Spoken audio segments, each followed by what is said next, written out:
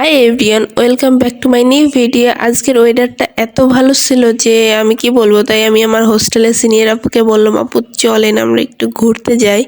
তো আপুর সাথে আমি ঘুরতে আসলাম, আর এই জায়গাটা অনেক সুন্দর ছিল, নিরিবিলি ছিল, ভালো লাগছিল এখানে টাইম স্পেন্ড করতে। তো এখানে আমরা কিছু ছবি তুললাম, জায়গাটা সুন্দর ছিল, ছবিগুলোও ভালো আসছিল ওয়েদারের জন্য। তারপর এখান থেকে আমরা চলে গেলাম চা খাইতে।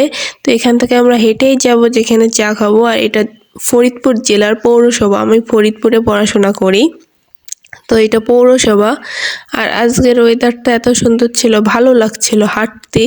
মানে অল অফ দ্য স্টোরি হলো ওয়েদারের জন্য ঘুরতেও ভালো লাগছিল। আর এটা অম্বিকা মেমোরিয়াল হল, ফরিদপুরের অনেক ফেমাস একটা জায়গা। আর এইখানে অম্বিকা পুকুর পাড়, এখানে তো মনে করো চা ফুচকার দোকান আছে, ছেলেমেয়েরা কোচিং শেষে এখানে এসে চা খায়, ফুচকা খায়। এখানে আমি আমার আপুর সাথে চা খাইলাম, তার একটা ক্লিপ।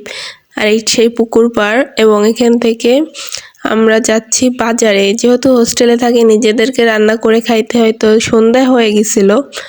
তো আমরা এখন একটু কিছু তরি তরকারি কিনবো, আমাদের বাজার নাই সেই জন্য। তো এটা হলো লোহার ব্রিজ ফরিদপুরের, তো এখানেও তরকারি পাওয়া যায়। তো এখানে আসছিলাম কি কি আছে দেখার জন্য।